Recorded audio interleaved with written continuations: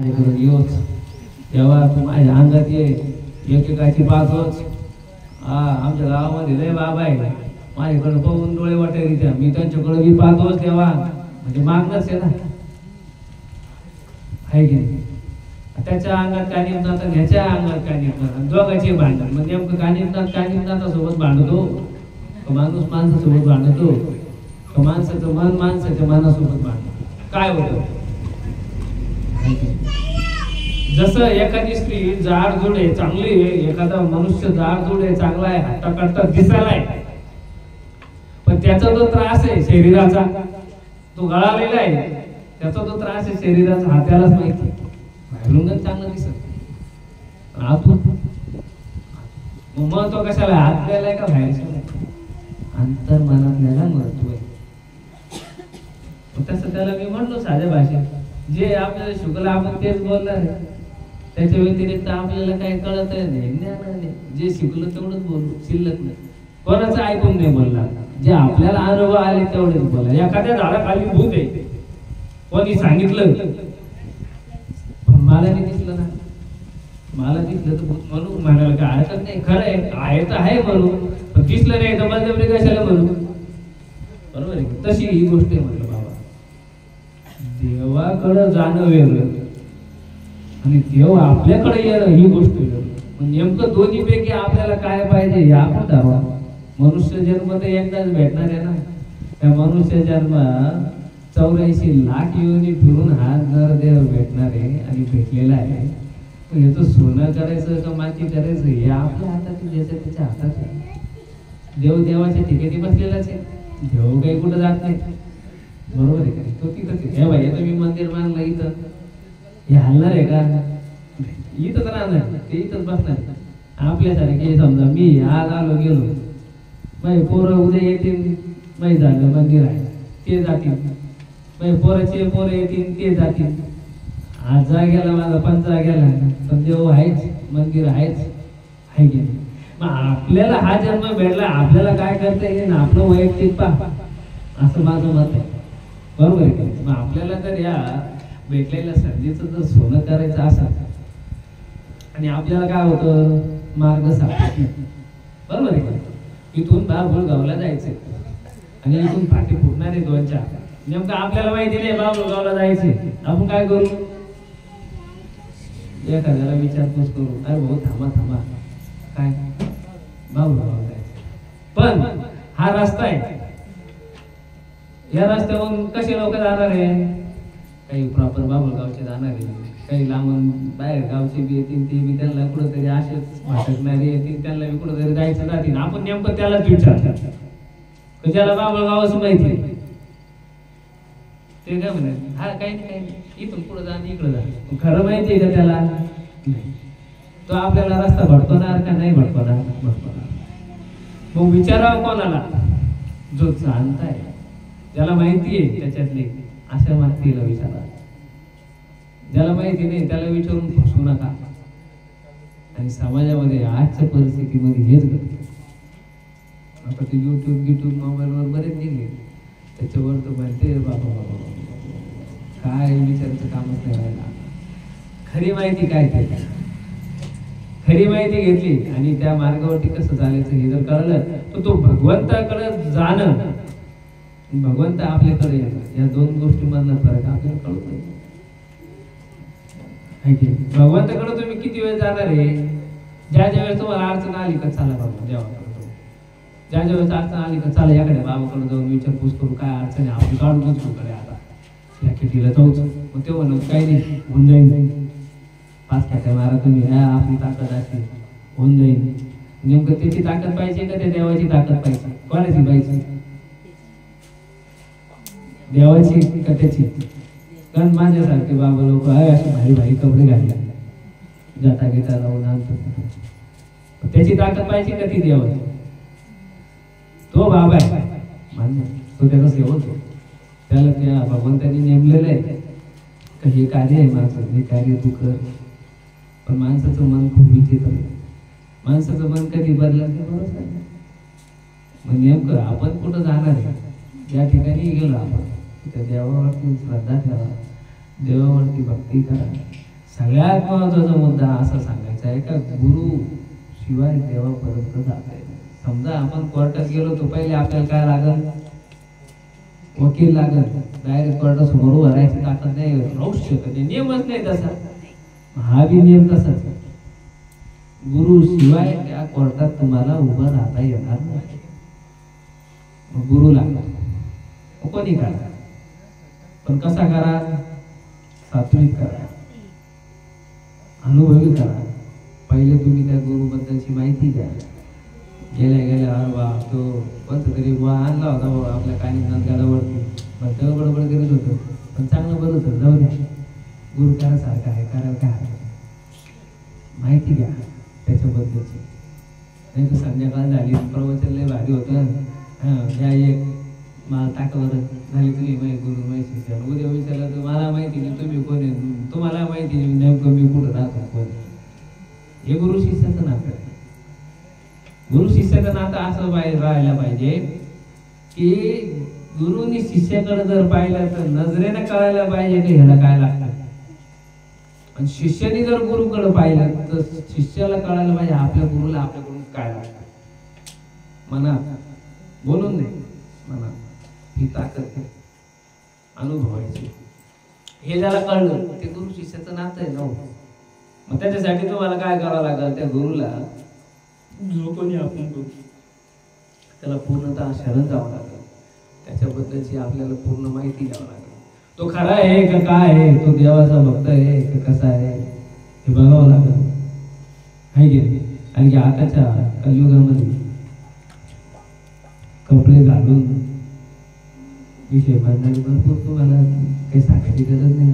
आमच्यापेक्षा जास्त अनुभव मी म्हणतो तुम्हाला, तुम्ही म्हणते आम्हाला अनुभव मी म्हणतो उलट आहे.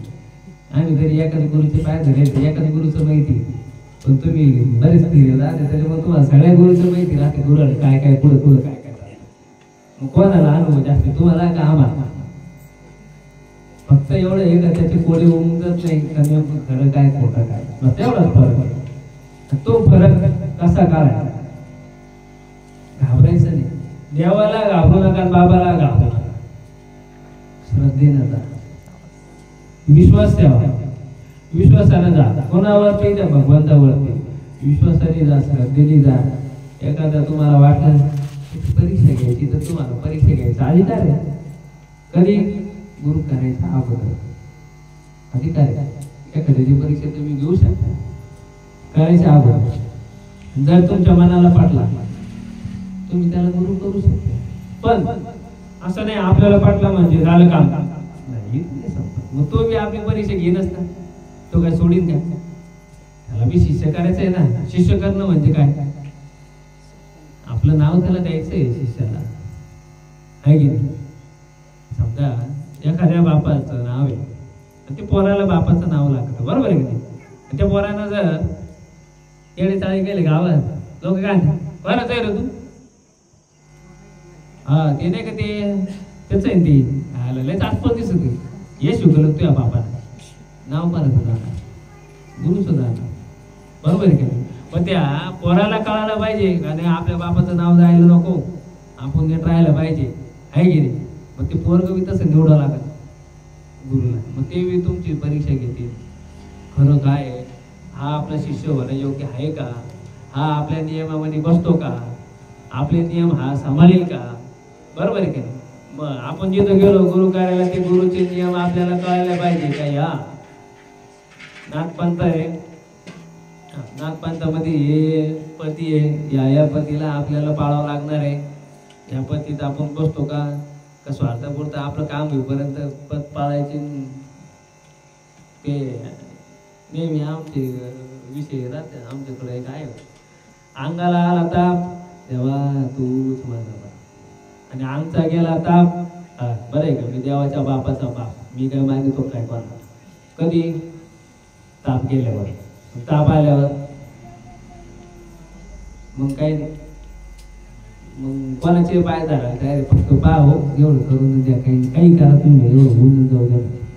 तसं तो मी परीक्षा घे, पण तो परीक्षा घेईल आणि आपण परीक्षा घेऊ, आणि दोन्हीच्या परीक्षेमध्ये जे उत्तीर्ण झाले तेच खरे निवडलेले, मग ते गुरु शिष्याचं नातं. काय त्याची कीर्ती, काय त्याचा सुगंध त्या गुरु शिष्याच्या नात्याचा. तसं गुरु गोरक्षनाथाने आपल्या गुरुसाठी डोळा काढून दिला. आज सुद्धा त्या प्रसंगाची चर्चा गावोगावी प्रत्येकाच्या मनामध्ये त्या गुरु शिष्याच्या नात्याची ती चर्चा आहे. एकच प्रसंग किती वेळ लागला असेल त्याला डोळा काढून द्यायला, काही सेकंद प्रसंग पहा, एकच घडला. पण असा घडला की ते जगासाठी त्याने उदाहरण निर्माण करून दिलं गुरु शिष्य परंपरेमध्ये. गोरक्षाने की नाही, गुरुसाठी शिष्य काय करू शकतो आणि केलं पाहिजे, असे बरेच उदाहरण ग्रंथामध्ये गुरुने शिष्यासाठी आणि शिष्याने गुरुसाठी कसं कसं. त्याचप्रमाणे जालिंद्रनाथ आणि कानिफनाथाला ज्यावेळेस कानिफनाथाचा तिच्या कानातून जन्म झाला ते सगळ्याला बऱ्यापैकी माहितीच आहे. या ठिकाणी 3 दिवस नवनाथ होतीच ग्रंथ होता. आपले काशीनाथ महाराजांनी फार असं छान संगीतमय मध्ये नवनाथांचं पूर्ण चरित्र गायन केलं इथं. त्याच्यामध्ये तिथं जाळीलेले तिथं गायक केले तिथं. पण जालिंद्रनाथ आणि कानिफनाथाला ज्यावेळेस पहिले पूर्ण करायचा विचार घेतला, पूर्ण 33 कोटी देवाला बोलवलं. म्हणे देव, हा माझा शिष्य आहे कानिफनाथ, याला तुम्ही वर द्या, हा पुढे चालून जनकल्याणाचं काम करणार आहे. देव म्हणले बाबा, हे नाथपंथच काम जरा अवघड दिसत आहे. तुम्ही कधी आम्हाला बोलले त्या कोणाला आशीर्वाद द्यायला लावायच्या म्हणजे आम्ही हेच कामं करायचे का, आम्हाला कामं नाही करू दुसरं. असं तर तुमच्या पुढं कोणी येते तुम्ही, आम्ही तेच काम करायचं म्हणजे आले का द्या आशीर्वाद, आले का द्या आशीर्वाद, असं देव होतं. आमच्या प्रत्येक दैवताला एकेकाला त्यांनी प्रसन्न करावं. जो जो जसा जसा प्रसन्न होईल तसा आशीर्वाद आम्ही देऊ म्हणे. आम्ही काही आशीर्वाद देत नाही, आम्ही चाललो. कानिफनाथ त्याच्या बाबतीत त्यांनी असे उद्गार वापरले तर बापाला रागच आला. जालिंद्रनाथाला मला डावलून चालले पाहिजे, त्यांचं बेतच पाहिला. झालं युद्ध देवाचं आणि जालिंद्रनाथ. कोणासाठी? आपल्या लेकरासाठी. देवाला चरचर केला. एवढंच नाही, देवाला झाडावरती उलट टांगलं, पूर्ण नग्न करून ठेवलं देवाला. 33 कोटी देव त्यांना. आणि कानिफनाथाला हळूच सांगितलं, तू इकडे माहिती काय त्या हे कपडे घे, तू जाय आणि एकेकाला हळूहळू कपडे घाल म्हणे. त्यांना सांग माझ्या गुरुने खतरनाक आहे, त्यांना माहिती नाही, पण मी तुम्हाला कपडे घालतो, आदराने करतो, कपडे घालतो, जाऊ दे म्हणे. आता घे. काय झालं, त्याने स्नेह वाढला. बघा त्याची लीला आहे.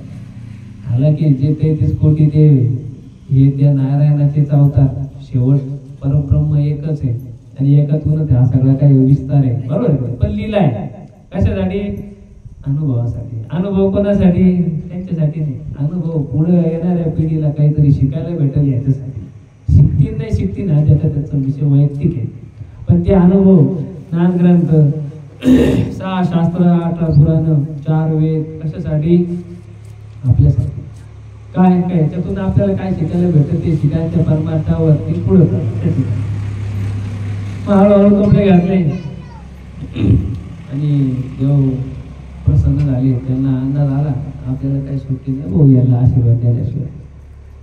मग त्यांनी कानिफनाथाला आशीर्वाद दिले. पण तरी जाता जाता एक गोष्ट अशी सांगितली, आम्ही आशीर्वाद दिले बरोबर आहे म्हणे, पण यांना कानिफनाथाला तपाला बसवा, त्याच्याशिवाय हे फलित होणार नाही. तप केल्याशिवाय कोणाला काही नाही, कोणालाच नाही. देवाला नाही भेटलं तर आपल्या सांगायची काय किंमत आहे? तप काय तप? आपल्याला त्यांच्यासारखं काय तिकडं हिमालयामध्ये जाऊन बद्रिकाश्रमाला जाऊन एका बायाच्या अंगठीवरती उभाले राहायचं होऊ शकत नाही, करायचं बी नाही. पण तप कसं राहतं? त्याच्या सोयीनुसार भगवंताने अवघड होऊ नये म्हणून त्याच्या सोयीनुसार तपाची सुद्धा व्यवस्था केली. इतकं परमार्थ इतका सोपा आणि सुटसुटीत करून दिलेला आहे त्या भगवंताने की त्याची मर्यादा काय सांगावं. इतका तो दयाळू आहे, इतका तो प्रेमळ आहे. पण आपणच आपल्या मनाच्या आड्यावेड्या घेऊ घेऊ घेऊ घेऊ त्या देवाला फार अवघड करून ठेवलं.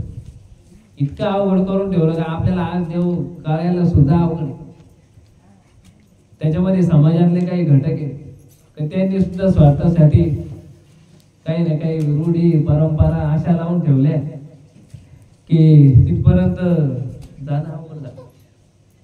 खरं पाहिलं तर देव सोपाच आहे. मी मागाशी सांगितलं, मानसिक श्रद्धेने आणि विश्वासाने जो कोणी त्याची भक्ती करतो देवाला त्या ठिकाणी यावंच लागतं, यावंच लागतं. सतयुगामध्ये काही लाख वर्ष तपस्या करावं लागत होती तेव्हा तो देव भेटत होता. थोडस सतयुगातील लोकांनी अर्ज लिहिला, देवाला पाठवला आणि देवा लाख लाख वर्ष नाही झाले, काहीतरी याच्यामध्ये डिस्काउंट द्या म्हणजे आम्हाला. ठीक आहे, काय हरकत नाही. मग द्वापार योग यायचं तर त्रेतायुग आलं रामाचं, त्याच्यामध्ये काहीतरी सूट दिली. मग लाखो वर्षाचे आयुष्य थोडंसं कमी केलं, एवढ्या वर्षात मी तुम्हाला बसतो नाही जा. त्या युगामध्ये बरेच लोकांनी तप केले. विश्वामित्रांनी 60,000 वर्ष तप केले. त्याला देव त्याच्यानंतर भेटला. ते झालं. परत त्या युगामध्ये एक अर्ज लिहून परत पाठवला की हे विलय झालं, जरा जड चाललं माणसाला, थोडंसं काहीतरी आवडतं घ्या. ठीक आहे. द्वापार युग आलं कृष्णाचं, त्याच्यामध्ये 1000 वर्षावरती आणलं. मग काही 1000 वर्ष तप केलं, काही केलं तर सहज देव प्रसन्न होत होता. एवढं सगळं झालं. कृष्णाचं शेवट कलियुग लागला. कलीचं वारं चालू झालं. कृष्णानं त्यांनी पाहिलं, अरे कलीचं लय अवघड आहे, त्याचं रूप सांगू नये आता सध्या. त्याचं रूप सांगितलं तर तुम्ही म्हणणार हे तर खतरनाक आहे आणि ते वाढत चाललेलं आहे. देवाने विचार केला आता कसं करायचं. ब्रह्मदेवाने ठरवलं नाही, हे ना कट्ट करा, आता घटून घ्या. कसं घटायचं. माणसाला फक्त 40 वर्षाचं आयुष्य दिले. तुम्ही म्हणता 40 वर्ष दिले, माणसं तर 100 वर्ष जाऊ राहिले. माणूस स्वार्थी. माणसाला 40 वर्ष आयुष्य दिलं तर माणूस म्हणजे काय द्यावा, हे काय अन्याय लावला म्हणजे तुम्ही 1000 वर्ष दिले, लाख वर्ष दिले, सगळे दिले, आम्ही अर्ज केले, तुम्ही कमी बी केले ना, आता तर डायरेक्ट 40 वर्ष आणले असं पाहू. अरे बरोबर आहे म्हणजे जो कोणी मोठा माणूस आहे ना आपल्याला काही सांगतो ना त्याच्या मागे आपलं हित असतं. हे आपल्याला लक्षात नाही येत. आपण म्हणतो हा हे काय मोठी येते त्याची त्याची धक्के, आपली काही धक्को देतीच नाही, आपली चालू देते काही यांचं धक्के. मग तो माणसाचं जरी हट्ट होता 40 वर्षाने पुरत म्हणजे आम्हाला 40 वर्षात काय काय करावं, 20 वर्ष लग्न होईल म्हणे, मग 20 वर्ष काय, 20 वर्षात काय काय करावं, पोरं होती कसं करायचं काय करायचं, 20 वर्ष काय नाही काहीच नाही 20 वर्ष. मग ते पहा म्हणजे काम करा माणसाला ब्रह्मदेव म्हणे तुम्ही मनुष्य प्राणी मीटिंग घ्या, तुमच्या बोलीबाली करा म्हणजे तो आणि माझ्याकडे परत ठराव घेऊन काही असं त्याच्यात तडजोड तुम्ही करून देतो. चालू मीटिंग आली ब्रह्मदेवाकडे सगळे आले. मग पहिले बैल पुढे आला पण देवा तुम्हाला 40 वर्ष आयुष्य दिले पाहिजे. नको नको नको, अरे हे माणूस आत्ताच मला मारून कुठून राब त्या उन्हात तानात त्या शेतामध्ये राबी त्या म्हणे काय काय कष्ट करावं लागत त्या, काय काय नाही करावं लागत त्या. 40 वर्ष याच्या हाताखाली राहायचं सोपं आहे का. तो चारा देईन तेव्हा चारा, तो जर लग्नाला गेला ते बोलतो ते आम्हाला चारा नाही ना पाणी नाही, लग्न सारे चाले काहीच नाही. हा मग आम्हाला एवढे नको, आमचं मन भरलं. 20 वर्ष आयुष्य आमचं त्या माणसाला देऊन टाका. माणूस खुश. मग 40च्या पुढं बा पोरं थोडीशी मोठे झाले तर आपल्याला वाटतं पोरीचं लग्न करावं लागलं, पोराचं लग्न करावं लागलं, सोनं महाग झालं, दागिने महाग झाले, कपडे महाग उडायलं, तेल मीठ महाग उडायलं, कसं करावं. तो राम राम राम राम बैलावाने नुसतं काम करीतो ते शेतामध्ये नाही तर इतकं काम करीतो तर बा त्याला सकाळचं खायचे सोडणे संध्याकाळची बैलाचंच आयुष्य आहे. 20 वर्ष जणू आता बैलावाने चालत ना. किती झाले 60 वर्ष झाले. 60 वर्षानंतर काय झालं, मग पुत्र पुढा पुत्र म्हणजे देवा हे भाकर तुकडा टाकते तेव्हा आपल्याला खायला. रातभर यांची चाकरी करा, बुका बु बु बु बु बु काय करा ते करा. लय झालं म्हणे 40 वर्ष कोणतरी तेवढं. मग माझे आमचे 20 वर्ष आयुष्य देऊन टाका काय. त्यांची मीटिंग झाली कुत्र्यांची, त्यांनी 20 वर्ष माणसाला दिली. चालेल म्हणे काय हरकत, देऊन टाकले 20 वर्ष. माणूस खुश. आणखी 20 वर्ष वाढले म्हणे आपले 60-80 झाले. 60 वर्षानंतर पहा तुम्ही आता काही बरेच जुने लोक आहेत, सुना येतात. आपल्या बायकोची सत्ता कमी होऊन जाते, तिथं सोन्याची सत्ता जास्त होती. आपल्या बायकोला काही स्वयंपाक करता येत नाही, मध्ये करता येत नाही. त्यांचे थाले ते तरी काय करतात, म्हातारीचं नाव काय आहे की नाही. मग आपल्या जीवाला येतो बोस. आम्ही करीत होते तेव्हा काय होतं माहिती का तुम्हाला, असं करीत होतो. सकाळी 6ला उठत होतो, 4ला उठत होतो, राबत होतो, हे करीत होतो, ते करीत होतो, आहे की नाही. चालू बडबड. त्या सोनाला एखाद्या विचारलं, का गं बाई म्हणे काय चालू आहे तुझं, काय करायचं करते तुझे सासू काही नाही म्हणे. अरे कुत्रेवाणी भूकत राहते दिवस आमचं मागत राहते. कुत्र्याचंच आयुष्य हिंडावंच लागणार आहे. या मंदिरात टाळ वाजव, त्या मंदिरात जाय, इकडं जाय, तिकडं जाय, विना वाजायला भेटलो पाहू.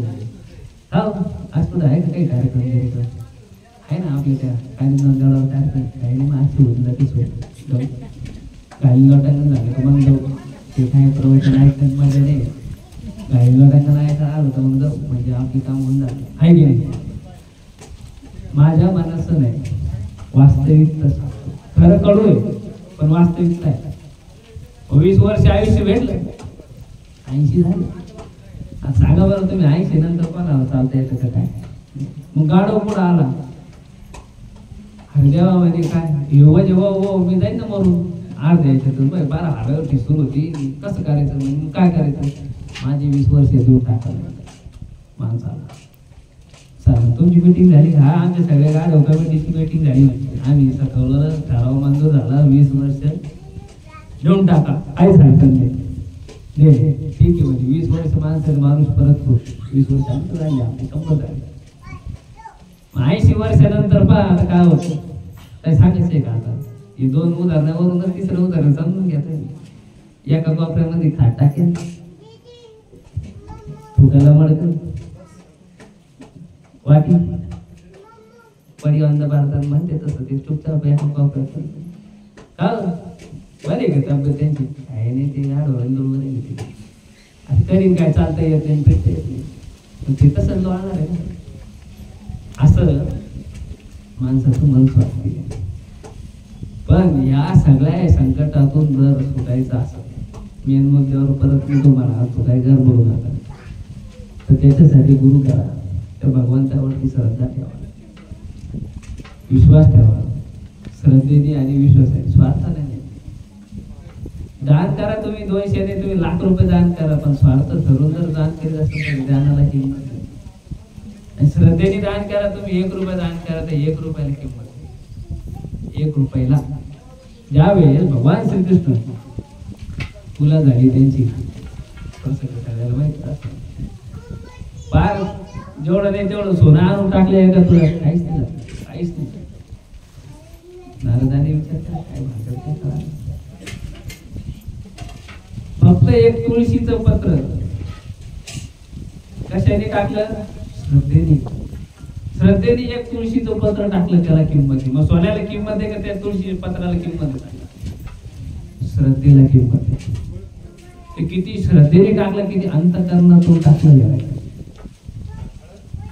15 वर्ष झाली एका स्त्रीला बाळ होतं वांज 15 वर्ष. किती तिने मला प्रश्न केला म्हणजे मामा म्हणे गुरु दत्तात्रयामध्ये इतकी ताकद आहे म्हणे. तिने गुरुचरित्र वाचेल असं कुठे 60 वर्षाच्या स्त्रीला बाळ झालं होतं. ती वांज होती 60 वर्ष, तिला बाळ झालं म्हणे 60 वर्ष. 60 वर्ष पुढं पण झालं म्हणे. म्हणजे सगळ्याला का होईना एवढा माहिती आहे मुद्दा की 60 वर्षाच्या स्त्रीला असं असं मोजमार झालं. बस एवढंच माहिती, त्याच्या पुढचं काय सांगता येईल. त्याच्या मागचं कारण मी शोधायचा प्रयत्न करतो. म्हणलं खरं पण मला कारण शोधावं लागलं. तिला होऊ शकतं तर तू तर काही नाही आणखी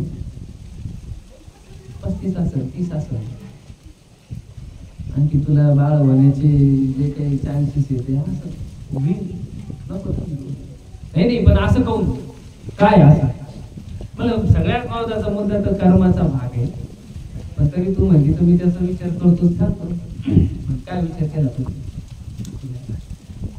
गुरुचरित्र परत एकदा वाच आणि ज्याने तुला सांगितलं नाही त्यालाही विचार आणि तू बी विचार कर जी स्त्री 60 वर्षाची होती त्या गुरुचरित्रात वर्णन लिहिलेलं आहे ती रोज नित्य नियमानं न चुकता एकदम श्रद्धेने आणि शुद्ध अंतःकरणाने त्या नुसते सरस्वतीला गाणगापूर या क्षेत्री रोज त्या औदुंबराच्या वृक्षाला पाणी टाकायची श्रद्धेने त्या असं मानत नव्हती मी माझे मला बाळ होते मग मी पाणीच टाकीते जो बंद होते तो पण मी पाणीच टाकीन तुझ्या झाडात श्रद्धेने येत होती दर्शन घेत होती दुरून गुरुचं आणि ती तिथं जात होती रोज तिचा नित्यक्रम होता काही दिवस गुरूंनी बघितलं रोज येते पाणी टाकते जाते काही म्हणत नाही बोलत नाही तिचं काम करते निघून जाते तिचं काम करते काय भागत नाही मग एक दिवस ते गुरूंना कळवळा आलीच त्याच्या मनात यायला पाहिजे हा विषय मी समजून सांगतोय आपली श्रद्धा अशी प्रकट करा की आपली श्रद्धा त्याला आज नाही उद्या एक नाही एक दिवस दिसलीच पाहिजे की हा किती श्रद्धे स्वार्थ नाही श्रद्धेने त्याला ज्यावेळेस हा विषय कळत का नाही हा श्रद्धेने आपल्याकडे आला बा कळतच कळल्याशिवाय राहणार का गुरुदत्तांनी हात पडत स्वामींनी काय म्हणजे बाई तू रोज येते दर्शन करते जाते नेमकं तुला काय लागत काय माझी श्रद्धा आहे मी येते दर्शन करते म्हणजे तुला मूळबाळ नाही ना म्हणजे मग तर माझ्या प्रारब्धात नाही यावर्षी ह्या जन्मामध्ये ठीक आहे तुमची इच्छा असेल तर पुढच्या जन्मात मला द्या पहा तिचा परमार्थ पहा तिची भक्ती पहा तिची श्रद्धा पहा कशी आहे निर्मळ आहे ते असं म्हणले नाही मग तुमचे जितके दाखल आहे मला द्या ना म्हणजे असं म्हणले का नाही द्यायचं तुला इच्छा आहे तर तू माझं काही नाही आहे तसं ठेवलं मी तसं राहते माझी श्रद्धा आहे माझ्या श्रद्धेला मी अटळ आहे म्हणजे तिथं सत्व आहे तरी सत्वाला ती जागी मग देवाला काय झालं कळवळा आले देवाजीच्या मनात येते कोणाचीच आले नाही मग ठीक आहे म्हणे इथून पुढं तुला 4 दिवसाला अडचण येईल आणि 4थ्या दिवसाला तू माझ्याकडे तसंच झालं 4 दिवस तू गेले 60 वर्षाच्या स्त्रीला अडचण आली मग 4थ्या दिवशी आली माऊलीने एक फळ दिलं हा दे काय तिला गर्भ राहिला 9 महिने 9 दिवस झाल्यावर तिला कन्या प्राप्त झाली बघा काय हा योग दिसते म्हणजे ह्याच्या मागची भूमिका काय त्यांनी काय केलं त्या स्त्रीने काय केलं तर तिला हे भेटलं हे महत्वाचं बरोबर आहे एखाद्या स्थानी परत पडला आपलं त्याला पडला मला कहून नाही मग तू खरा आहे तू इथं खरा असेल तर मला फरक पडून दाखवून वा आपण देवाला चालेल तिची श्रद्धा आहे किंवा त्या एखाद्या व्यक्तीची श्रद्धा आहे त्या श्रद्धेला तो जागी होणारच व्हावंच लागेल त्याला नाही तर त्याचं नाव जाणार आहे मग त्याचं नाव गेल्यावर काय मग ही श्रद्धा आणि हे जे काही भांडवल आहे हे शाश्वत आहे जसं प्राणवायू ज्याला आपण इंग्लिशमध्ये ऑक्सिजन म्हणतो दिसत नाही पण आहे त्याच्यावरतीच आपण जगतो आपला श्वासोच्छ्वास त्याच्यावरती चालतो आपण जिवंत म्हणजे आपल्या प्राणवायू चालू तो दिसत नाही पण आहे कसा तो भगवंत आहे दिसत नाही एखाद्या म्हणला मला दाखव पुढे दिसतो तर दाखवू शकतो पण मूर्ती दाखवू शकतो हा योग देव आहे काय देव आहे मला कोण देव मला तुलाच बोलवतो मला कोण देव मला दाखवायची गोष्ट आहे अनुभव आहे जसा आपला श्वासोच्छ्वास चालतो मग तुम्ही सांगा ना ऑक्सिजन दिसला का पण आहे ना माणूस जिवंत आहे म्हणजे काही ना काही हालचाल आहे बघ मेल्यावरती ठेवा बरं त्याला 2-3 दिवस ठेवू शकत होऊ शकत नाही उठला म्हणजे फक्त का बरं त्याच्यामध्ये असलेलं जे चैतन्य त्याच्यामध्ये असलेला जो ऑक्सिजन सीझर तो पण झाला. म्हणजे जे आहे शरीर तर दिसू लागलं ना, पण काय नाही दिसत, जे नाही दिसत ते आहे, ते नाही दिसत म्हणून आपण फसतो. मग ते अनुभवाची गोष्ट आहे. मग ते अनुभव आहे, मग तसं आपल्या स्वतःचे काही अनुभव आला. मग हे जे काही सगळं आपल्याला जर मिळवायचं याच्यासाठी मार्ग नाही भेटत, तर मार्ग हाच काय, गुरु कृपे विन नाही आत्मज्ञान भाऊ का तुझे. गुरु कृपा सगळ्यात मोठी. देवाची कृपा होईल नाही होईल ते कोणी पाहिलं नाही, पण गुरु तर डोळ्यासमोर पाहतो, आपण रोज भेटतो, बोलतो आहे की नाही. त्याच्यासोबत देवासोबत तरी बोलायला आपल्याला काही जन्म घ्यावा लागेल, तेव्हा तू बोलला तर बोलला. ते नामदेव महाराज होते, त्यांच्या हातून जेवत होता, बोलत होता. आणखी बाकीची इतर संत होऊन गेले, त्यांच्या पंक्तीत जर आपल्याला बसायला तर आपल्याला गुरुची कृपा शिवाय, याच्याशिवाय दुसरा मार्ग या जगात कधी. गुरुकृपा, गुरुकृपा झाली म्हणजे त्या माणसाला काही सुरू नाही, मग त्या माणसाचा रस्ता सहज आणि सोपा होतो. अशा प्रकारे गुरुकृपा ज्याच्यावरती झाली त्या जीवाचं कल्याण झाल्याशिवाय राहणार नाही. आणि गुरुकृपा कशी करावं, काय करावं याबद्दलचं मी आता बरंच तुम्हाला थोडक्यात म्हणावं लागेल माझ्या हिशोबाने. आणखी मी बऱ्याच वेळ याच्यावरती बोलू शकतो, सांगू शकतो, पण तुम्ही म्हणशाल महाराजांना समजणार नाही आता विषयावरती, त्याच्यावरती बोलतो सांगतो. श्री सद्गुरू म्हणतात, गुरुची कृपा झाली म्हणजे जी गुरु कृपा साधव करेल. गुरुची कृपा ज्यावेळेस भेटते त्यावेळेस आपल्याकडे जे साधन आहे, या साधनाचं जे काही साध्य आहे हे साध्य होतं. म्हणजे कसं होतं, उदाहरण देत असतो मी तुम्हाला समजावून म्हणून देतो बा उदाहरण, आणि असे उदाहरण देतो तर साधे सोपे. कसे, हा मंडप टाकलेला आहे बरोबर आहे का, त्या मंडपचे पाईप, कपडा, लाईट सगळं आपल्याकडे साधन इथं पडलेलं आहे, आणि एखाद्याला मंडप उभा करायचा आहे, करता येईल का? साधन आहे, पण ते साध्य कधी होईल आपल्याला जर माहिती नाही, आणि साध्य तर करायचंय ते कधी होईल त्याची माहिती असताना आपल्याजवळ एक माणूस पाहिजे, म्हणजे गुरु पाहिजे. गुरु असला का तो सहज साधन, आपलं जे काही साधन आहे तो साध्य करून देईल. चला रे मी सांगतो तुला, उचल, एक ती उभं कर, एक ती उभं कर, त्याच्यामध्ये एकात एक गुतो वर चढा, त्याला बांधा, कपडा लावा, आहे की नाही. कोण सांगल? गुरु. पण कोण गुरु? ज्याला अगोदर ही माहिती पाहिजे कसं बांधायचे म्हणून. एखाद्याला माहिती राहिले, नेमकं वाटून आली, कपड्याला खालून काही बांधले ते पायपाला जायचं, ते कपड्या सगळं डोळून वाटून का देईन सांगता येईल का? मंडपची जाऊ द्या, जीवनातली वाटून का देईन कोणीच नाही सांगू शकत. हा, मग पहिले गुरु असा लागवतो का त्यांनी पाया पक्का केलेला पाहिजे, आहे की नाही. त्याला आज कान फुकले, हा चल पाहिजे उद्या मंदिरामध्ये, येऊ दे लोक बिंदास फिरतो घुम, काय तुला येईन ते दाखव, लोकांना सांग घे, त्याला टेकडे कळलं ते काय सांग. पक्का पाया पाहिजे, एखादी बिल्डिंग उभा करायची पाया पक्का पाहिजे की नाही. तसंच साधन जर आपल्याला साध्य करायचं आहे त्याच्यासाठी गुरु पाहिजे, आणि गुरुची कृपा. हे साधन शिष्याचे ध्येय असावे. हे जे साधन आहे शिष्याचं ध्येय पाहिजे. एखाद्या शिष्याला जर ध्येय गाठायचं आहे तर त्याला पहिले साधन असतं, सगळ्याकडे साधन आहे असं कोणीच नाही बिना साधनाचं. सगळ्याकडे साधन आहे, फक्त कोणचं कुठं जोडायचंय हे माहिती नाही, आहे की नाही. आता महिला मंडळ तुमच्या किचन मध्ये पीठ आहे, बाजरीचं पीठ आहे, ज्वारीचं पीठ आहे, तिखट आहे, मीठ आहे, सगळे बरोबर आहे. पण प्रत्येक दिवशी वेगळी वेगळी भाजी करायची आहे ना. मेथीची भाजी करायची, त्याला कालवणाला शेंगदाण्याचं कूट मिक्सर मधून काढावं, बरोबर आहे. तर मिरचीचं पूर्ण शेंगदाण्याच्या ऐवजी पकडलं नुसतं मिरचीचं कूट काढून टाकायचं का, तिखट होईल का. मग कोणचं प्रमाण कसं टाकायचं आहे, काय साधन सगळ्याकडेच असतं, पण कोणचं प्रमाण कोणत्या प्रमाणाला कुठं लावायचं याचं व्याकरण शिकलं गेलं पाहिजे, आणि हे शिकवणारं फक्त गुरु. मग आपल्या आईनं शिकवलं म्हणून आज आपल्याला स्वयंपाक येतो. पिठात पाणी किती घालायचं आपल्याला माहिती का बरं आहे. पण पोटातून शिकून थोडं आहे, पोटातून शिकून फक्त एकच गोष्ट मला येतो, काय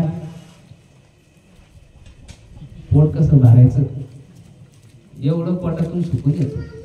कोणी असू द्या, मी काय असं मी बी पोटातून शिकून आलो कसं पोट भरायचं माझं, एवढी विद्या तिने दिली. एवढंच नाही, तो इतका दयाळू आहे का एखादा याला जरी झाला पूर्ण ज्याला कशाचीच अक्कल नाही,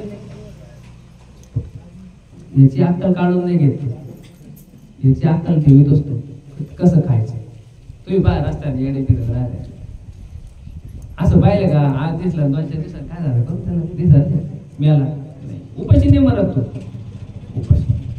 त्याला भाऊबंद नाही, त्याला बहीण नाही, त्याला भाऊ नाही, त्याला खाऊ घालणारी बायको नाही, स्वतःच्या हाताने करीत नाही, खात नाही स्वतःच्या हाताने करून. पण त्याच्याकडे काही अशी काही कुलपा लावून पेट्या बी नाही की धान्य युद्ध ठेवू नाही, गावाला काही लागत काही हे नाही, पण तो जगतो. पण त्याच्या अंगावर काय होईना, जेवढं झाकाला कपडे राहते कमी कमी तेवढे कपडे त्याच्या अंगावर राहते. लगेच असं काही रोजचं जे आपलं दैनंदिन कार्य आहे, शौच कार्य सकाळचं, पण ते बी ते करीत. मग तो येडा आहे ना, मग त्याला खायची अक्कल कस काय, तेवढी तो काढून देते, तेवढी त्याची कृपा आहे त्याची त्याच्यावरती. का नाही, याला जगवायचे कधीपर्यंत, याचे कर्माचे फळ जोपर्यंत संपत नाही तोपर्यंत याला काही मरू द्यायचं नाही, याला सोडायचं नाही, याला पिळूनच द्यायचं. कसं पिळून घ्यायचं, कपडे धुवायला बसले डाग निघत नाही तोपर्यंत याला आपटाच धुवूनच घ्यायचं, याला निघलीच पाहिजे कपड्याची टाकतावर सोडायचं. तसं त्याचं काम आहे कोणाचं, गुरुचं बी. असं नाही का गुरु लगेच झालं त्यांनी कृपा केली सर नाही. मी नेहमी उदाहरण देत असतो, जिराफ पाहिलं का तुम्ही, जिराफ नाही, जिराफ पाहिला नसेल, टीव्हीत पाहिला असेल किंवा ऐकला असेल, कारण की जिराफ आपल्या इकडे भेटत लंब्या पायाचा जो राहतो तो जिराफ. ती जिराफ आहे, जर पिल्ल्याला तिने जन्म दिला तर ती काय करते माहिती का, आपण कसं आपल्या बाळाला जन्म दिला आपण हृदयाला कवळून घेतो बरोबर, ती तसं नाही करीत. तिला माहिती या जंगलात राहायचंय, इथं वाघ सिंह अशी खोटार प्राणी आहे, मग आपलं पोरग याच्यामध्ये निभलं पाहिजे, राहिलं पाहिजे, टिकलं पाहिजे. मग ती जे बाळ जन्माला आलं तिचं ती पहिले त्याला लाथ मारित चोरा, इथून तर असं लांबपर्यंत गेलं पाहिजे. मग ते काय करतो, कळवळ करतो नाही, लाथ मारल्यावरती काय होणार, प्राणी असो का आपण असो मारलं तर लागणारच आहे ना, आहे की नाही. ते कळवळा करतं, वळवळ करतं, नाही मला कसं तरी लागलं आता उठू आपण पळू, पण त्याला उठता येत नाही, पळता येत नाही, काहून शिकलेलं नाही ना तसं. मग ती परत त्याच्या जवळ जाते, परत एक लाथ मारी, परत ते लांब जाऊन पडतो, लांब जाऊन पडलं तर परत तळमळ करीत येते, उठायचा प्रयत्न करतो पण त्याला उठता येत नाही, परत जाते. जोपर्यंत तो उठून चालत नाही, स्वतःच्या पायावरती पळत नाही, तोपर्यंत ती त्याला लाथच मारतात. कोण, जिराफ. का बरं, तिची कळवळ आहे नाही, तिला गण दुःख आहे, मी माझ्या मुलाला लाथ मारते त्याला दुःख होते, त्रास होते, पण नाही मी आज त्याच्यावरती माया करीन. नाही जाऊ दे, पडेल जाऊ दे, त्याला लाथ नाही मारायची. पण एखादा जर प्राणी आला तर त्याला खाऊन जाईल, त्याच्या आयुष्याचं पूर्ण वाटोळं होईल एका क्षणात. आज मी त्याला लाथ मारीन, मी दुःख सहन करीन, पण त्याला त्याच्या पायावर उभा केल्याशिवाय राहणारच नाही, त्याला त्याच्या पायावर उभाच करीन, त्याशिवाय मी चैन राहणार का. ह्या जंगलामध्ये त्याला पाळायला सहारा पाहिजे, त्याच्या पायावरती उभा करायला पाहिजे. आपले मास्तर का आपल्या टायमाच्या रपारप हारीत होते, मारण्याची जोडीत होते. काऊन, त्याला माहिती आपला शिष्य पक्का व्हायलाच पाहिजे, याला यायलाच पाहिजे, याला पुढे जाऊन समाजात उभं राहायचंय, मग याला यायलाच पाहिजे ही गोष्ट. म्हणून त्याच्या मागे त्याचा स्वार्थ नाही, हित होतो. तसंच आपला गुरु पण आपल्यासाठी तेच करणार आहे, तसंच करणार आहे ना. थोडस लगेच आपल्याला आल्या या चक्रात आल्या लगेच एकदम काय भारी झालं बा, आता काम एकदम नरम गाडीवर बसल्यासारखं नाही. मग तप जे म्हटलं गेलं ते तप हेच, त्या तपाच्या काळामध्ये तो आपल्याकडून प्रायचित्त करून येतो. प्रायचित्त काय, मग आपल्यावरती इतके संकट येतील, इतक्या अडचणी येतील, नको त्या अडचणी स्वतःहून येतील, पण त्यावेळेस आपण किती टिकवतो येतो पाहिजे. नाही नाही नाही, अरे उलट काय गुरु केला आणि आपल्यावरती संकट जास्त यायला लागले. उलट समजून घ्यायचं, ज्याने गुरु केला त्याच्यावरती ज्याच्यावरती संकट जास्त यायला लागले समजून घ्यायचं आपल्याला काहीतरी विशेष कार्यासाठी निवडून घेतलंय याने. आपल्याला काहीतरी असं काहीतरी कार्य आपल्याकडून मोठं करून घेणार आहे आणि ही त्याची पूर्वतयारी. मग या प्रसंगात टिकवण्याची ताकद तोच येतो. पण कधी मागाशी जसं मी म्हटलो तसं बरं का, याच्यासाठी सगळ्यात मोठं जे साधन लागत ती श्रद्धा, तो विश्वास. त्या गुरुच्या चरणावरती दृढ श्रद्धा, दृढ विश्वास त्या गुरुवरती हो मरो अथवा जाऊ, त्याच्यावरती चरणावरती आपण हातीला ठेवला. काय प्रसंग येतील तो निवडून घेईन, निपटून घेईन, काढून घेईन. नाही तर आपला तुकडा पडेल, काय होऊन वगैरे तेवढं. पण तुकडा जर पडला तर नाव पाहणं जाणार आपलं नाही, आपल्या गुरुचं त्याचं नाव जाणार आहे. तो असं होईल का? नाही होऊ देणार, कसं होऊ दे. मग या जगामध्ये उरलंच काय, कलयुग असो, त्रेतायुग असो, सतयुग असो का द्वापर युग असो, श्रद्धेवरती आणि विश्वासावरती हे जग आतापर्यंत चालत आलेलं आहे. इथून पुढे पण त्याच्यावरती चालणार आहे. ज्या दिवशी विश्वास संपला त्या दिवशी काहीच नाही होईल. आज आपण आज मी तुमच्या समोर बसलेलो आहे, विश्वास आहे का मी इथं तुमच्या समोर बोलू शकतो, या विश्वासावर मी बसलेलो आहे. आज तुम्ही इथं बसलेले देवाच्या दारात आलेले, विश्वास आहे तुमचा तुम्हाला. नाही नाही नाही, देवाचा प्रसाद आहे, खायला काय हरकत नाही. आणि इथं जाऊन आपल्याला काहीतरी चांगलंच ज्ञान मिळेल, आपल्याला काहीतरी पुण्य आपल्या पदरात पडेल. विश्वास आहे ना तुम्हाला याचं, म्हणून तुम्ही काय भगवंताकडे विश्वासाशिवाय ह्या जगात कोणती गोष्ट करू शकत.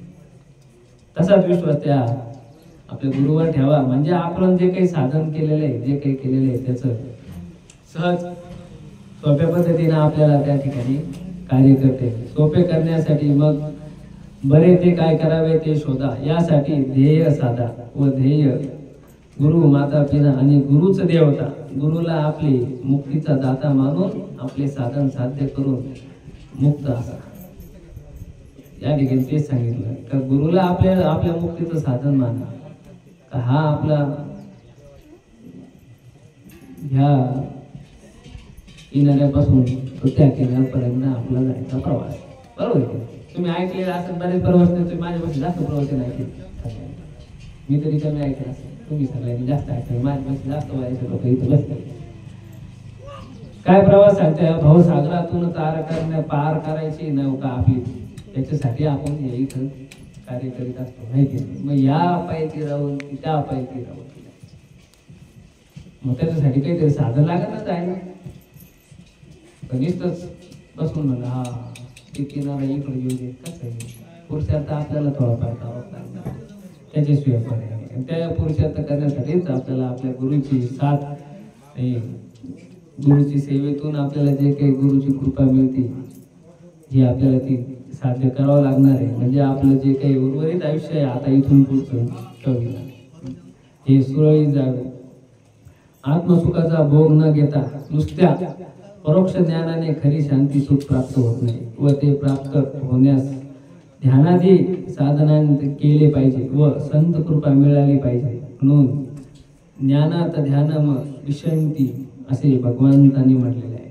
ध्यानाने साधन न करता एरवी जे कळले म्हणून जे तेथेच स्वस्थ बसते, मग साधन क्रिया सोडवतात, मग ते पूर्णपणे अज्ञानी असतात, असे श्री संत तुकाराम महाराज म्हणतात.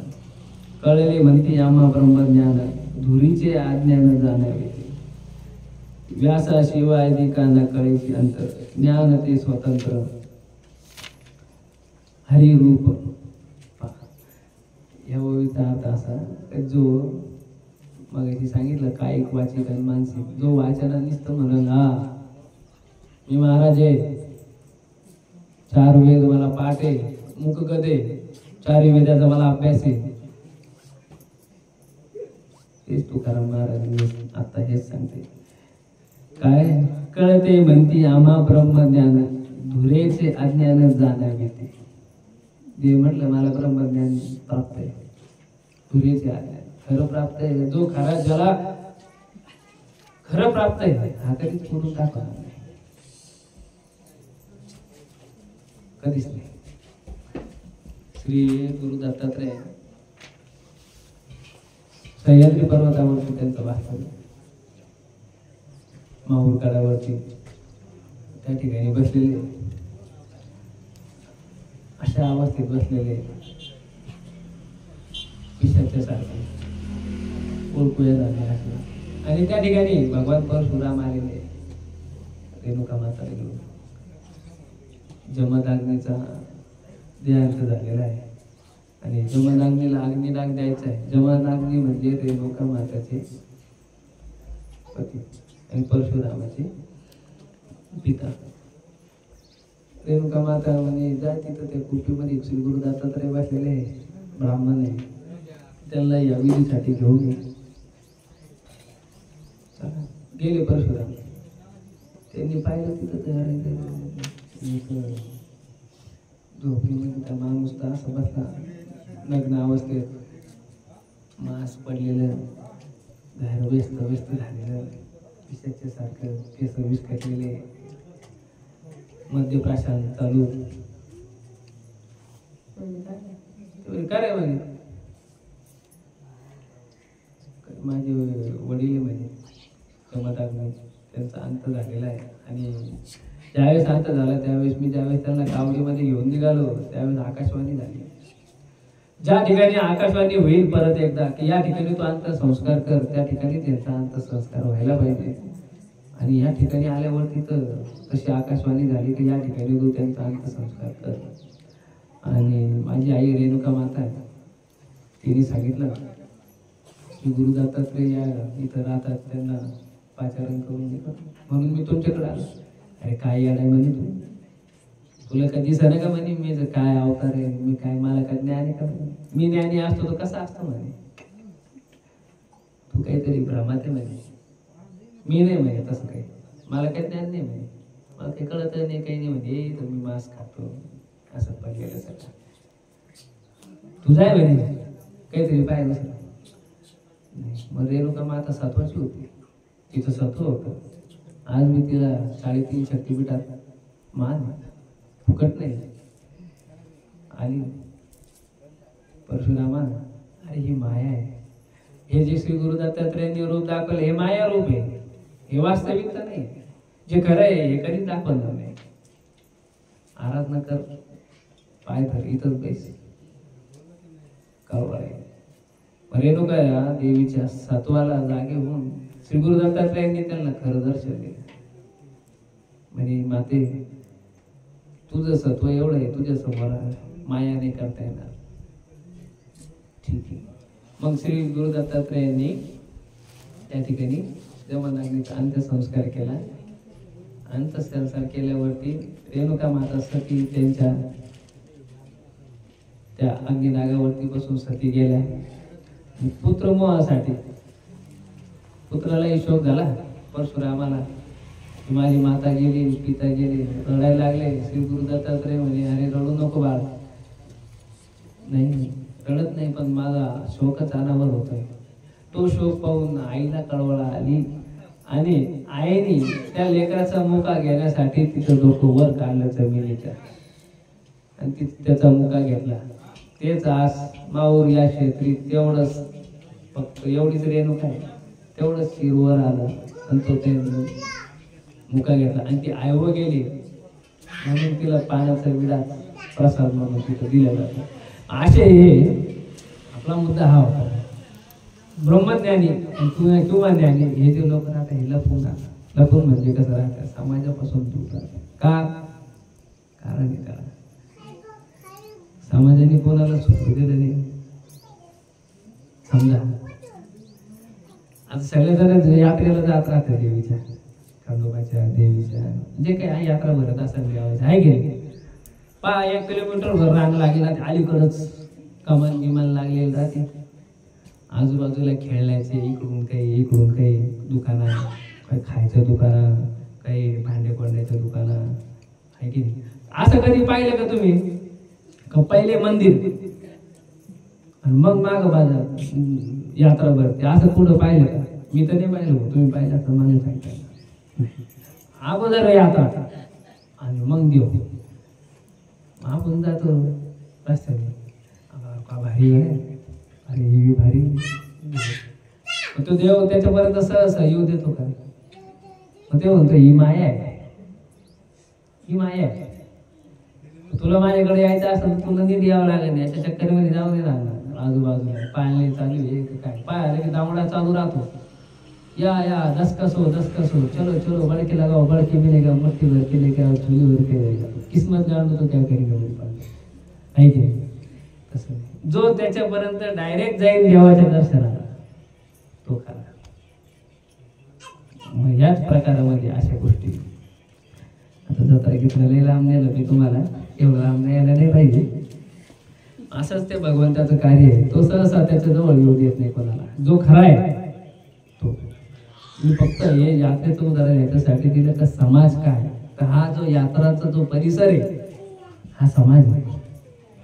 ह्याच्यामध्ये एखादा माणूस जर गेला चुकून हुकून, तो त्या मोहामध्ये तिकडच गुंतलेला असतो. तो त्याला भगवंताचं ध्यान नाही येत. तो म्हणतो अरे बाबा काय पाणी, एकदा पाण्याला खेळून घेऊ म्हणतो. पाण्याला झाला तो म्हणतो अरे ते डिस्को डान्स काय असतं ना, ते गोलगोल दिलं ते खेळून घेऊ म्हणतो. त्याच्यानंतर बोल अरे ते नाही कधी गाड्या चालले भाई, आवाज उडायला गोल गोल गाड्या घेऊन उडायला, ते पाहूनच फार संध्याकाळ होऊन जाते तरी तो काही देवापर्यंत जाऊ शकतच नाही. तसं आपल्याला नाही करायचं. एकदा देवाचं दर्शन घेऊ ना. देव आपल्याला भेटला, जत्रा आपलीच आहे ना. जत्रा कुठं जाणार? जत्रा कोणासाठी? आपल्यासाठी. सृष्टी कोणा निर्माण केली? भगवंताने. पण कोणासाठी? गाड्या घोड्या का देव फिरू राहिला का? त्या गाड्या घोड्या नाही, आपणच फिरणार आहे. मंदिरात कोण आहे? जरी समजा देव आहे मूर्ती, त्याला किती जागा लागत हो? 3 बाय 3. तेवढी मूर्ती असली, मोठी मूर्ती असली तर तेवढीच जागा लागेल त्याला. तेवढी सावली करा ना. एवढं काय केलं? हे कोणासाठी? आपल्यासाठीच आहे. एकदा त्याला भेटू ना. मग आहेच थंडीगार हवा आपण आणि आपल्याकडून, आहे की नाही? आणि देव काय म्हणतो माहिती आहे का? मी आहे माझ्याकडून, घालीन रोटीनं तंग पाहिजे तुझ्या हाल. तो बसेल तिथे, तो काही हालत नाही, डुलत नाही, बोलत नाही. मग काही योगामध्ये येतेच झालं. विठ्ठलाने काय केलं? हात पुढे ठेवले, काय केलं? तुम्ही चालताय तुमच्या पद्धतीने कसं करायचं करा, मी फक्त पाहणार आहे. कोण काय करतं मी पाहणार. अशी जे गंमत झाली. मी पहिले दुसरं काम करत होतो. मला माझे गुरु माऊली भेटले, तिथून मला मार्ग भेटला. माऊलीच्या सानिध्यामध्ये मार्गदर्शन भेटलं. जीवन कशासाठी जगायचे म्हणजे एक सगळ्यात महत्त्वाचं 3 प्रश्नाचे उत्तर भेटले. काय? आपल्याला हा मनुष्य जन्म मिळाला नेमकं कशासाठी मिळाला? इथं आपण आलो ना, नेमकं कशासाठी आलो या प्रश्नाचं उत्तर मिळालं. बरं, त्याच्या पुढे काय? मग आपल्याला हा जन्म मिळाला कशासाठी हे कळलं. नेमकं आपल्याला करायचं काय या जन्मात येऊन हे कळालं. 2. आणि जायचं कुठे? मरणार तर सगळे शरीर रूपाने. आत्मा अमर आहे ना, तो नाही मरणार. हे जन्मात फक्त जन्म काही काही भेटणारच आहे 84 लाख योनीपैकी. पण जायचं कुठे हे कळलं. या 3 प्रश्नाचे उत्तर माझ्या गुरुच्या सानिध्यात भेटले. कधी? ज्यावेळेस मी गुरुच्या सानिध्यात आलो तेव्हा. त्याच्या अगोदर मी काही काम नव्हतं करीतच होतो, आहे की नाही? समाजामध्येच राहत होतो. मी ज्यावेळेस या मार्गाला लागलो समाजातून थोडस अलिप्त होतो. आला आई वडील भाऊ पाहुणे राहिले, सोयरे धायरे. मग आज बी भेटत विचार बरी बा तुम्ही कमी अहो काय चाललं? काही नाही. काय काम करते मग तुम्ही? आता आम्ही शेती करीतो, मी इलेक्ट्रिशियन आहे, मी टाळ वाजवतो, मी कीर्तन करतो. हा बरे उत्पन्नाचा स्रोत आहे ना, आहे की नाही? मला विचारलं नव्हतं मी काही करीत नाही. काही नाही करीत का माणूस काहीच करीत नाही. हा नाही करीत तर नाहीच करीत. कस का हो? मग ते म्हणे कामाच्या जीवर येतं म्हणून चालले देव देव करायला. हा मग काय करतो ते बी दुकानं केलं पाहिजे, मग कोण करणार. मग एक दिवस असा प्रसंग माझ्यासोबत घडला, आठवतो म्हणून सांगतो. पण मी माझे वाह करायला नाही सांगत, फक्त एवढं ध्यानात ठेवा. तुम्हाला त्याच्यातून काय घेता येईल हे तुमचा विषय घ्या. ते म्हणे काय अवघडच दिसत नाही तुझं काम, माझं काम अवघडच. पण मग बरे अरे म्हटलं बा समाजाने म्हणी लावून ठेवल्या का नाही ते सांगतो म्हटलं तुला. म्हणजे काय नंगेसे खुदा आहे, ऐकले का तुम्ही सगळ्यांनी. तो ज्याला देव घाबरतो तो कसा आहे, नंगेसे खुदा आहे. मग तो खास आहे ना. मग त्याच्या बाबतीत थोडासा अभ्यास केला म्हटलं. मग मी काय नंगडच झालं, जाऊ द्या नाही करायचं मला. मग निर्लज्जम साधा सुखी असं कसं. हा म्हणलं मी निर्लज्जच आहे ना, साधा सुखी. माणूस कशासाठी कमवतो, तुम्ही कशासाठी मेहनत करते सगळेजण, जाऊ द्या सुख भेटावं म्हणून ना. मग मन काय निर्लज्जम साधा सुखी. मग सुख तिथं आहे का नाही. जगासाठी निर्लज्ज आहे, स्वतःसाठी नाही, मनासाठी नाही, जगासाठी. जग काही म्हणू शकतं, विषय वेगळा आहे. आणि मग कसं करायचं म्हणलं एक काम करतो, माझ्या जवळ पैसे चालून बसवलं त्याला. मांडी घालणं म्हणलं, मांडी घातली, डोळे बंद कर म्हणलं. मी जोपर्यंत बसतो रिकामाच आहे ना, रिकामा तोपर्यंत तू बसायचं. काय अवघड आहे, रिकामा तर बसायचं मला. हा बस म्हणतो, डोळे बस म्हणलं. बोलायचं नाही बरं का, अट आहे बोलायचं नाही. मौन हाय, मौन तर मौन, त्याला काय म्हणते बोलायचंच नाही ना. हा म्हणतो डोळे बंद केले, बसलं. 2 मिनिटं झाली म्हणले याला आता बसू द्या थोडं. बसलं, उघडले डोळे, बसलं. म्हणजे नाही रे तू मौन नव्हता. मग म्हणजे मौन होतो, पुढे शब्द निघला नाही म्हटलं माझ्या तोंडातून नको रे, मनातून मौन बैस. तू जरी डोळे बंद करून बसला तर तो ध्यान सगळं, काही घरी काही इकडं काही माझं काय करीतो नेमकं, काय म्हणतो काय नाही, तू सतत विचार चालूच नाही रे म्हणलं माझ्या मध्ये. तर मग ते बरं आहे का, आता ते चालूच राहते म्हणलं. नाही मग अट तीच आहे, मनाने सुद्धा बोलायचं नाही, गुपचूप बसायचं. असं कधी होतं का म्हणलं. मग होतं ना, आम्ही नाही घरी कमी बसेल. नाही नाही नाही नाही म्हणे, असं नाही म्हणलं बाई सुद्धा 1 मिनिट मी नाही. मग जे 1 मिनिट बसू शकत नाही, मग आमच्या क्षेत्रातला माणूस काय म्हणा, त्याला काय तुला 1 मिनिट सुद्धा चैन बसता येईल का, काय खरं आहे का. मग तो म्हणे यार तुझं काम बरं वेळ, मी हे काम माझं आहे काय, मी माझ्या मनाला ओळखायचा प्रयत्न करत असतो म्हणलं प्रत्यक्षाने. हे माझ्या गुरुने मला शिकवलं. डोळे दिले सगळ्याला, जगाकडे नका पाहू, डोळे बंद करून तुमच्या स्वतःमध्ये पाहता येतं का ते पहा. ते कार्य मी करीतो म्हणलं, ते करून पाहतो. मग मला कळतं काही गोष्टी माझ्या स्वतःच्या काही चुका.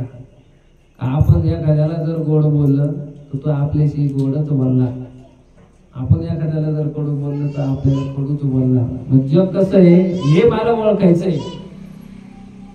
मग ते कसं ओळखायचं, मी 4 लोक भेटून मला नाही ओळखायचं. मी पहिले जग माझ्याकडून ओळखतो, माझ्या मनाचा भाग काय. जर मला कळालं माझ्या मनाचा भाग काय, तर जग मला फिरायला जायची गरज नाही, जग माझ्या मनातच कळून देईल कसं हे काम करायचं. मग त्याला पटलं नाही हे काम नाही करू शकत आहे. होतं कसं म्हटलं, याला गुरुची शक्ती आणि गुरुची कृपा लागते, तेव्हा हे सहज होतं. नाही तर मग असं तुम्ही किती जणा द्या. मग अशी सांगितलं नाही मी, मंडपचं साधन बाजूला पडलेलं, साहित्य पडलेले सगळे, पण साध्य करायला जर माहिती वाला नसेल सांगायला ना आपल्याला भेटलं माहिती नाही, तू वाढवू शकत नाही. तशाच प्रकारे हा अध्यात्माचा भाग आहे, हा भगवंताचा भाग आहे. आणि तो इतका सोपा आहे. जर एखाद्या माहिती आणि जाणकाराकडे जर तुम्ही जाणार आहे, त्याच्याकडनं 1000 भाग येणार आहे, आणि तो खरंच सोपा असणार आहे सांगणारा, तो सहज तुम्हाला त्या पैलतडीला नेण्याची ताकद त्याच्यात आहे, आणि तो करणारच आहे. असं या पगार जर तुम्ही जाणार आहे तो भगवंत तुम्हाला सहजरित्या आपलाच करता येणारच आहे. अगर जाणता मावळून एक ग्रुप होतात तेव्हा कळते असे वाटते तेथे कोणी जाणता राहतच नाही. हाच विषय आता मी जो विषय मांडला तो स्वतःला जाणायचंय. सगळ्यात पहिले सुरुवातीतून करा स्वतःला जाणण्याची. स्वतःला जाणता एकदा झाला आणि आपण आपल्याला जाणलं त्याला तिथं जाणता कोणीच राहिला नाही ना, उरलंच नाही. अशी स्थिती साधनांना साधतांनी प्राप्त करून न घेता केवळ परोक्षरीतीने सोहम आत्म्याच्या ज्ञानानेच खरं ब्रह्मज्ञान समजून साधनांची क्रियाचा उच्छेद करावा. हाही पाखंडी बनवतो. आपल्या प्रथम सोहम आत्म्याचे ज्ञान परोक्षरीतीने करून घेण्यासाठी संतांना शरण जाता, पण परोक्षरीतीने प्रबोध करून घेण्यास जो संतांना शरण जातो त्यासच अनन्य शरण म्हणतात. आणि हे एवढं मी बोल याच्यातले बरेच काही शब्द तुमच्या रोजच्या जीवनातले नाही, पण त्यांच्या शॉर्टकट मध्ये तुम्हाला समजून सांगायचं असं का आपल्याला जे काही करायचंय हे करायसाठी त्या भगवंताच्या मार्गावरती जाण्यासाठी त्या परमार्थातून आपल्याला काहीतरी मिळवण्यासाठी सगळ्यात मोठं साधन गुरुला शरण जाणे. आणि नाही गुरुला शरण जाता जमलं नाही, गुरु भेटला आपल्याला लवकर साधू संत जे आतापर्यंत होऊन गेले यांचे आचरण कसे कसे होऊन गेले हे पहा. जे आपण प्रवचन कीर्तन ऐकतो, काय जे काही प्रबोधन ऐकतो फक्त ऐकू नका. त्या ऐकण्याच्या मागचा उद्देश आणि आचरणात आणण्याचा प्रयत्न जर तुम्ही त्या पद्धतीने केला तर या साधनाचा अनुभव तुम्हाला येईलच. आणि तो अनुभव आला म्हणजे आपल्याला जे काही करायचंय हे सहज सहज आणखी सोप्या रीतीने खरा संतांची कृपा प्रसाद जो आहे अशा अनन्य भावाने शरण येणाऱ्यासाठी होत असतो. व तो अनन्य भाव उत्पन्न होण्यास प्रथम शरण आलेल्या परोक्ष रीतीने ज्ञान करून देतात. याला बोधन म्हणतात.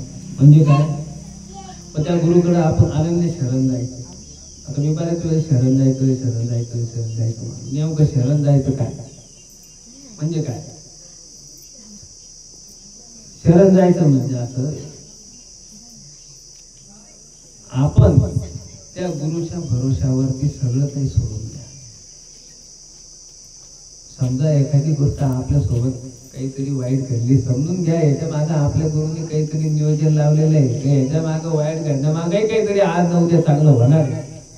म्हणूनच ही गोष्ट घडली म्हणजे तो विश्वास आणि ती शरणता. मग ते दुःख आपलं निवारण करण्याचं काम तो करतो.